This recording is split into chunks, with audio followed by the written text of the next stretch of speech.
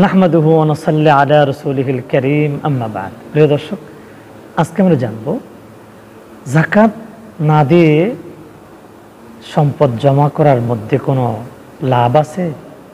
কোনো লাভ নেই।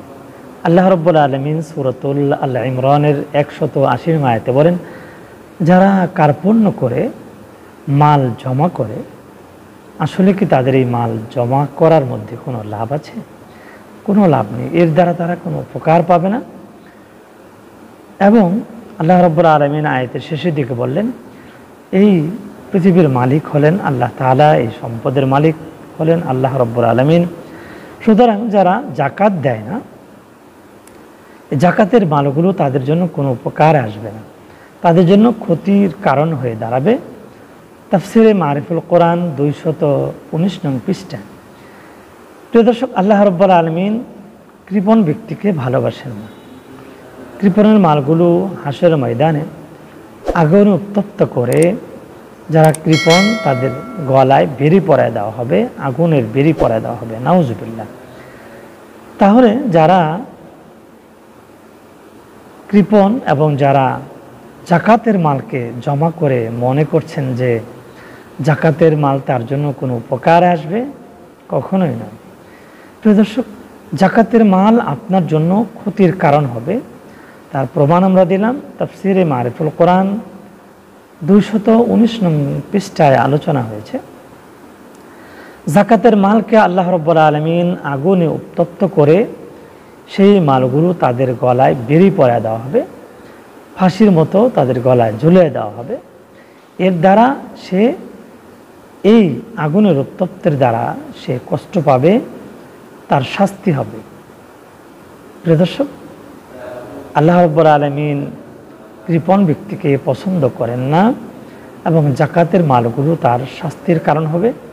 শেষের দিকে তাফসিরে মারিফুল কোরআনে আসছে যে ঈমানদার অর্থাৎ মুমিন ব্যক্তি কৃপণ হতে পারে না।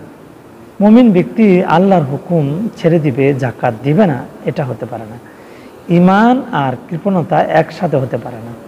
মুমিন ব্যক্তি কখনোই কৃপণ হতে পারে না। সে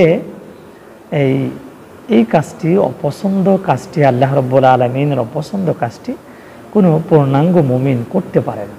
তাই আমরা যারা মুমিন আছি, যারা আমরা মুত্তাকি আছি, ভাই বোনেরা, মা বোনরা যারা শুনছেন, অবশ্যই আপনি যাকাতের মালগুলো জমা করে রাখবেন না। আমরা পূর্বে আলোচনা করেছি, যাকাত কাউকে দেওয়ার পরে আপনি যদি সেটাকে বলে বেড়ান, কাউকে বলে দেন, তাহলে আপনি সওয়াব পাবেন না। প্রিয় দর্শক, দান করে যদি কাউকে বলে বেড়ান এবং পরবর্তীতে ওই ব্যক্তির সাথে কোনো কারণে মনোমালিন্য হলে, অর্থাৎ তর্ক বিতর্কে লেগে গেলে, কোনো ঝগড়া বিবাদ হলে, তাকে পিছন থেকে এই কথা স্মরণ করে দিবেন না, আমি তোকে তো যাকাত দিয়েছিলাম, তোকে তো উপকার করেছিলাম, দান করেছিলাম। এই কথাটা যদি আপনি বলেন, তাহলে আপনার দান করার সওয়াব থেকে আপনি বঞ্চিত হয়ে যাবেন, আপনার সওয়াব মুছে ফেলা হবে। প্রিয় দর্শক, তাহলে আজকের আলোচনা থেকে আমরা জানতে পারলাম, যাকাত যাদের দেওয়া ফরজ হয়েছে, অবশ্যই আপনি কার্পণ্য করে এই মালগুলো জমা রাখবেন না। জমা রাখলে আপনার জন্য এই মাল কোনো উপকার আসবে না, বরং আপনার ক্ষতি হয়ে যাবে। এবং হাসরের ময়দানে এই মালগুলো উত্তপ্ত আগুনে পরিণত করে আপনার গলায় বেরি বেঁধে দেওয়া হবে। এবং আল্লাহ তাআলা বললেন যে যারা মুমিন, যারা মুত্তাকি, তাদের দ্বারা এ কাজ করা সম্ভব নয়। তারা কৃপণ হবে না, তারা বখিল হবে না, তারা মানুষকে যাকাতের টাকা এবং আল্লাহ রাব্বুল আলামিন ফি সাবিলিল্লাহ দান করতে বলেছেন, এগুলো তারা দান করে দিবে। সাধ্য অনুযায়ী হালাল টাকাগুলো আমরা দান করে দেব। আর যেগুলো হারাম টাকা, যেগুলো আমরা ব্যাংক থেকে উত্তোলন করি, অনেক সময় এই টাকাগুলো আমরা অসহায়দেরকে, অসুস্থ ব্যক্তিদেরকে আমরা দিয়ে দিব, কোনো লাভের আশা করব না। এই হারাম টাকাগুলো আপনি অসুস্থ ব্যক্তিদেরকে দিবেন, কোনো উপকারের বিষয় এখানে থেকে কোনো বেনিফিট নেওয়ার চিন্তা আপনি করবেন না।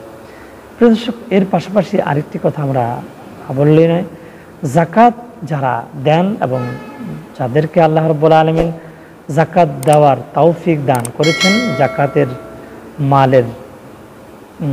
মাল আল্লাহ তাআলা দিয়েছেন, যাকাতের মালের অধিকারী হয়েছেন, তারা যাকাত দেওয়ার পরে যাদেরকে যাকাত দিবেন তাদের কাছ থেকে কোনো বেনিফিট বা মারহাবা, ভালো কিছু পাওয়া, তাদের কাছ থেকে কোনো উপকার পাওয়া, এই ধরনের কোনো মনের মধ্যে কোনো বিষয় যেন আপনার না হয়, কোনো কিছু পাওয়ার আশা করা যাবে না। আল্লাহ তাআলার আদেশ মেনে যদি আপনি যাকাত দিতে পারেন, দান করতে পারেন, অবশ্যই আপনি সওয়াব পাবেন।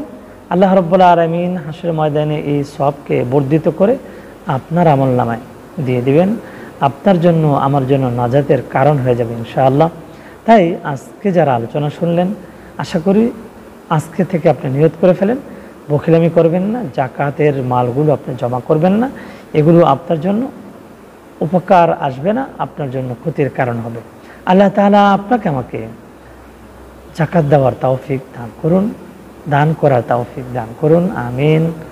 প্রিয় দর্শক, আগামী অনুষ্ঠান দেখার আমন্ত্রণ জানিয়ে আজকের মতো এখানে শেষ করছি। ওমা তৌফিক ইল্লা বিল্লাহ। আসসালামু আলাইকুম ওয়া রাহমাতুল্লাহি ওয়া বারাকাতুহু।